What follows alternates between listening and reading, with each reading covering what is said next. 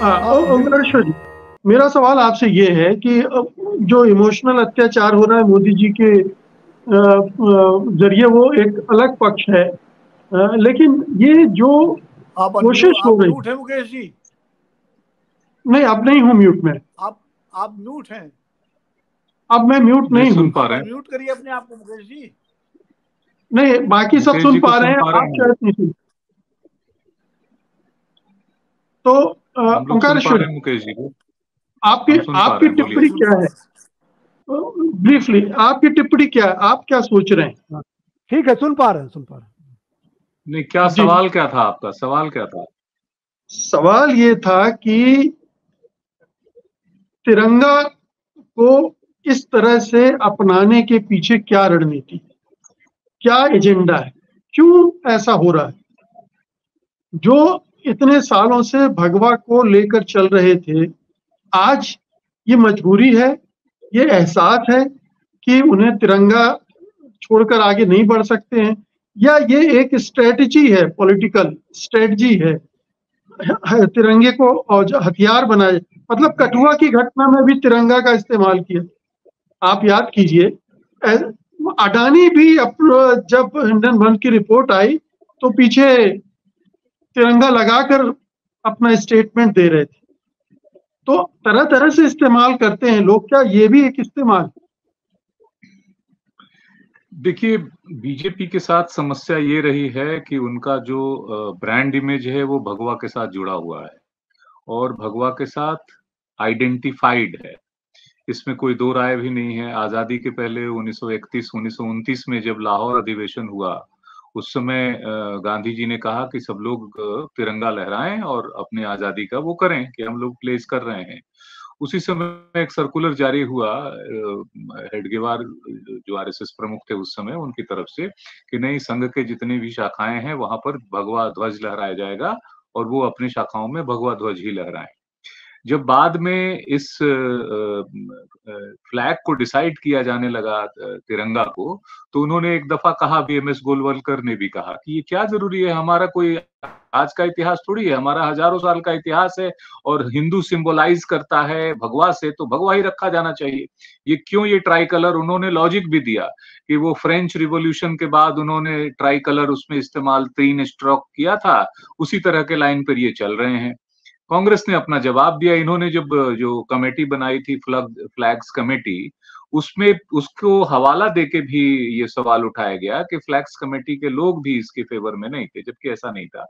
और कहा गया कि ये कहीं ना कहीं से रिलीजियस लगता है कि आप ग्रीन को सिंबलाइज कर रहे हैं मुसलमानों से। तो ये कहा गया, ये बाद में उसको सफाई दिया गया कि नहीं, ये जो ट्राई कलर हैं वो फ्रीडम, इक्वालिटी ऑन फ्रेटर्निटी को वो सिंबलाइज करते हैं, नॉट टू एनी रिलीजन। ये क्लैरिफाई किया गया। और आपको याद होगा, संघ पर 3 बार जो बैन लगे हैं, प्रतिबंध लगे हैं, वो पहला बैन उस समय 1948 में जब लगा था गांधी जी की हत्या के बाद। उसके बाद बैन लगने के बाद, बैन उठाने से पहले जो डिस्कशन भी आरएसएस के लीडर से हुआ था, उसमें सरदार पटेल ने उनसे ये प्रॉमिस लिया था कि आप फ्लैग को मानेंगे और उसको फहराएंगे। इसीलिए 1947 और उसके बाद 1950 2 बार फ्लैग लहराया गया संघ के हेडक्वार्टर पे, और उसके बाद 2001 के आसपास लहराया गया।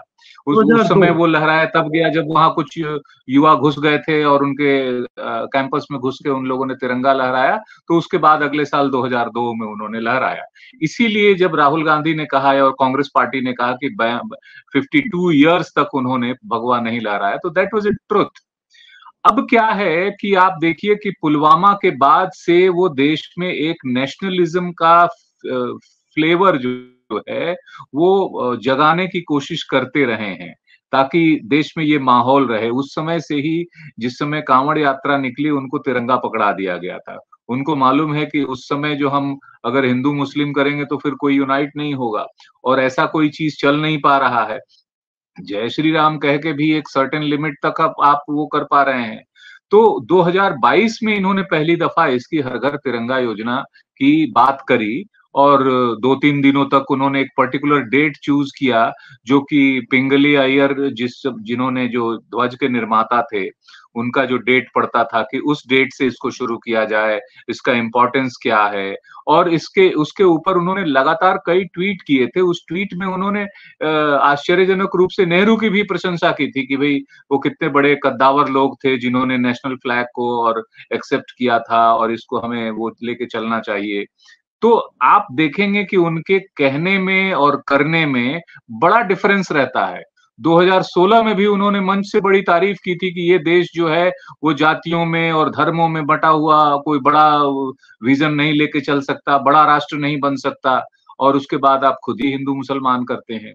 तो आप क्या कहते हैं, क्या करते हैं, उसमें डिफरेंस है। अभी तिरंगे को लेके चलना भाजपा के लिए एक आवश्यकता है, पॉलिटिकल राजनीतिक आवश्यकता है, क्योंकि अयोध्या की लेबोरेटरी में जो धर्म का और जय श्री राम का वो था, वो वहां फेल हो गया। वहां तो हनुमान जी गदा उठा के भगा ले गए इन लोगों को कि भागो यहाँ से, तो वो नहीं चल पाया है। तो अब ये एक चीज है, और ये ऐसा विषय है कि जो कोई इसका विरोध कर नहीं सकता। तिरंगे का कौन विरोध करेगा? क्या विरोध हो सकता है इससे? तिरंगे को एक्सेप्ट करना, भाई तिरंगा आपके पहले से एक्सेप्टेड है, आप क्यों एक्सेप्ट करने के लिए कह रहे हैं? और पहले आपके कहे बगैर भी लोग घरों पे तिरंगा लहराते रहे हैं, लेकिन ये कैंपेन चला के ये दिखाना चाहते हैं कि ये हम कर रहे हैं, हम चलवा रहे हैं और हमारी वजह से ये हो रहा है। हमें याद है, हम लोग स्कूल में पढ़ते थे तब भी जो है हर घर के सामने 26 जनवरी 15 अगस्त पे वो तिरंगा हम लोग छोटा सा झंडा खरीद के लाते थे, लगाते थे। कहीं बड़ा लगता था, कहीं छोटा लगता था। अपने छोटे शहर के ग्राउंड में जहां तिरंगा होता था वहां पूरा शहर इकट्ठा होता था और वहां से वो बैलून और तिरंगा यही दो चीजें खरीद के ले आता था। तो ये तो पहले से जनमानस में है, उसको इन्होंने अपने तरीके से पॉलिटिकलाइज और यूटिलाइज करने की कोशिश की है। 2022 के बाद इन्होंने बाकायदा एक कैंपेन छोड़ा, वेबसाइट चलाया, अधिकारियों को जिम्मेवारियां दी, डिपार्टमेंट्स को जिम्मेवारियां दी कि आप लोग इसको इंश्योर करें कि लोग फोटो खींचे अपलोड करें। अब भाई प्राइम मिनिस्टर साहब कह रहे हैं फोटो खींचो अपलोड करो, तो देश क्यों नहीं करेगा? लोगों ने तो तालियां पीटी आपके कहने पे, थालियां भी बजाई, लोगों ने तो लाइट भी जलाई, मोबाइल से भी लाइट जलाया।